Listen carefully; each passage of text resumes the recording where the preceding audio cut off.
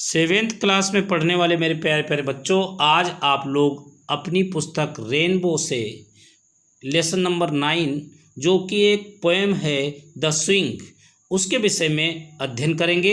मेरे बच्चों, बार बार मैं कहता हूँ बड़े ध्यान से पढ़ा करो। ध्यान से पढ़ कर के ही तुम ज्ञानवान बनोगे, आगे बढ़ पाओगे, नौकरी कर पाओगे। देखें आप इसकी हिंदी समझें, कितनी रोचक और अच्छी कविता है ये।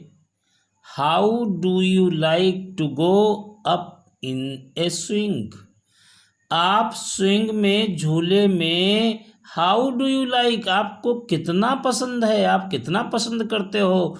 टू गो, जाना, अप इन ए स्विंग, एक झूले में, अर्थात एक झूले में आपको कितनी ऊंचाई तक पिंग बढ़ाना पसंद है, कितना पसंद करते हो झूला झूलना, कितनी ऊंचाई तक जाना पसंद करते हो। Up in the air so blue, इतने नीले नीले नीले आकाश में। अप इन द एयर, हवा में, हवा में ऊंचाई तक, आकाश में, झूले में कितनी ऊंचाई तक तुम जाना पसंद करते हो। ओह अरे, आई डू थिंक, मैं तो सोचती हूँ, बालिका कहती है। आई डू थिंक, मैं तो सोचती हूँ। इट्स द प्लीजेंट थिंग, यह तो सबसे अच्छी बात है, सबसे सुहानी मस्तानी बात है। Ever a child can do, जो शायद एक बच्चा ही कर सकता है, जो शायद एक बालक ही कर सकता है कि इतनी ऊंचाई तक पींगे मार मार करके झूले में ऊंचाई तक जाए। और क्या कहती है बालिका, जब पींगे लगाई जाती हैं मेरे बच्चे, तो हम क्या करते हैं, बहुत ऊंचाई तक पहुंच जाते हैं। वहां से दीवारें भी दिखाई देती हैं, बाग बगीचे, आसपास की सब चीजें दिखती हैं। उसी का वर्णन करते हुए स्टीवेंसन कहते हैं, up in the air and over the wall, हवा में ऊंचाई पर, एंड ओवर द वॉल, और वॉल दीवाल के, ओवर ऊपर से, till I can see so wide, so wide, बहुत दूर दूर तक, बहुत चौड़ाई तक। वाइड मीन्स वैसे चौड़ाई होता, लेकिन यहाँ पर सो वाइड, बहुत दूर दूर, टिल तक, आई कैन सी, मैं देख सकता हूं। हवा में ऊंचाई पर और दीवार के उस पार, ऊपर से, मैं बहुत दूर दूर तक, आई कैन सी, देख सकता हूं। क्या देख सकता हूं, रिवर्स, नदियां देख सकता हूं।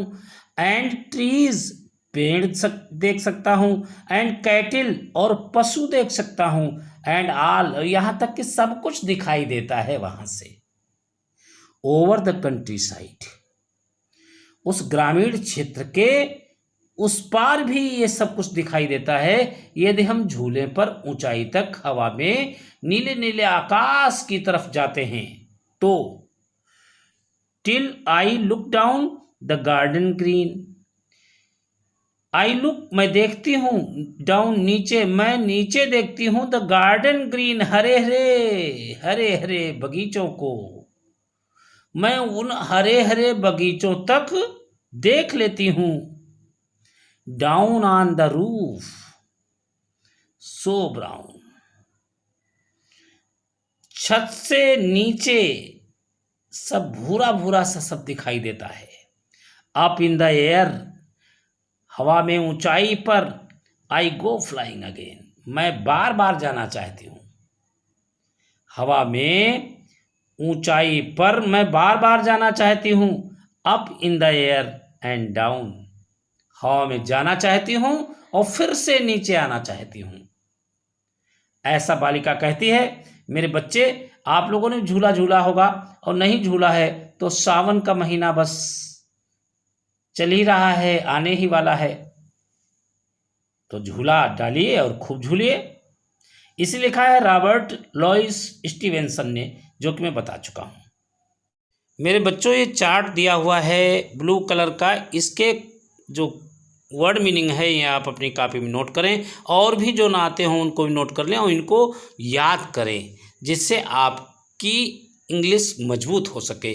आगे देखते हैं question answer. How does the child feel about the swing? बच्ची स्विंग अर्थात झूले के विषय में कैसा महसूस करती है? मेरे बच्चों, वह तो प्लीजेंट टेस्ट महसूस करती है, अति सुहावना महसूस करती है झूले के विषय में। The child feels about the swing pleasant test. तो मेरे बच्चे, केवल आपको प्लीजेंट टेस्ट लगाना पड़ा और फील के साथ यस बढ़ाना पड़ा, बस हो गया आंसर। इसकी हिंदी है कि बच्ची झूले के विषय में अत्यंत सुहावना महसूस करती है। बी क्वेश्चन देखिए, व्हाट डज द चाइल्ड सी? बच्ची क्या देखती है इन द कंट्री साइड, ग्रामीण क्षेत्र में? तो मेरे बच्चे, ग्रामीण क्षेत्र में बच्ची नदियाँ देखती है, पेड़ देखती है, पशु देखती है और बहुत सारी चीज़ों को देखती है। इसे इंग्लिश में देखिए। यहाँ पर क्वेश्चन को हमने दो भागों में कर दिया। द चाइल्ड सीज पहले लगा दिया और बाद में लगा दिया इन द कंट्री साइड, और बीच में जो जो देखा है उसने उसमें लगा दिया reverse, trees, कैटिल and all things. बस आंसर हो गया। अर्थात बच्ची नदियाँ, पेड़, पशु और सभी चीज़ें ग्रामीण क्षेत्र में देखती है। What does the child see going down the swing? झूले में नीचे जाते समय बच्ची क्या देखती है? तो मेरे बच्चे, झूले में नीचे जाते समय बच्ची हरा हरा बगीचा और भूरी भूरी जो छतें हैं उनको देखती है। अब इसी का आंसर देखिए। द चाइल्ड सीज, क्वेश्चन से लगा दिया, the green garden and the brown roof, और बाकी जोड़ दिया उसी में फिर going down the swing. Question number D देखिए, write the pairs of rhyming words. लिखिए द पेयर्स, जोड़े, ऑफ द राइमिंग वर्ड्स, तुकांत शब्दों के, इन द पोएम, कविता में। कविता में तुकांत शब्दों के जोड़े लिखिए। तो मेरे बच्चे, तुकांत शब्द उसे कहते हैं जिससे तुक मिलाया जाता है कविता में। जैसे मैं हूँ जाता, वह है खाता। तो जाता और खाता, जब जो शब्द एक जैसे उच्चारण, एक जैसी ध्वनि वाले आए तो उनको ही हम तुकांत शब्द कहते हैं। ऐसे कविता में आपको ढूंढना है। देखिए मैं आपको बता देता हूँ। तो एक जैसे स्विंग, थिंग, ब्लू, डू, वाल, आल, वाइड, साइड, ऐसे ही और आप लोग राइमिंग वर्ड्स तलाश करके लिखें। लिखने का तरीका यह है कि आप राइमिंग वर्ड्स हेडिंग डाल दें और उसके बाद में उसके शब्दों को लिख दें। ई देखिए, name the colours mentioned in the poem. मेरे बच्चे, कलर ढूंढ करके तो आप लिख ही पाएंगे। देखिए आप सोचिए जरा कितने कलर हैं। एक तो जैसे ब्लू ही था, दूसरा इसी प्रकार से आप पोएम देखिए और उन कलर्स को लिखिए। क्वेश्चन है, fill the letters in the crossword puzzle.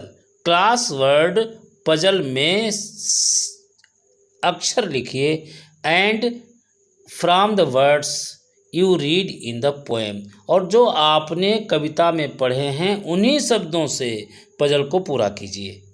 जैसे पहला देखें तो स्विंग है, दूसरा देखें तो कुआं है ये वेल, तीसरा देखें तो एक गार्डन है बगीचा, और चौथा देखें तो रिवर है, और पांचवा देखें तो यहाँ ट्री दिखाई देता है। अब इन्हीं को आप देख देख करके भर लीजिए। एक्टिविटी में बताया गया है, visit a park or a playground. एक पार्क या प्लेग्राउंड को देखने जाएं and make a list of things, और वस्तुओं की सूची बनाएं विच यू सी देयर, जो आप वहाँ देखें। इसी में दूसरा एक्टिविटी है, स्पॉट द 5 डिफरेंसेस, 5 अंतरों को प्रदर्शित कीजिए इन द गिवन पिक्चर्स, दी गई तस्वीरों में, and write them in your notebook, और अपनी नोटबुक में लिखें। इस प्रकार से आपका ये पाठ पूरा हुआ। नमस्कार।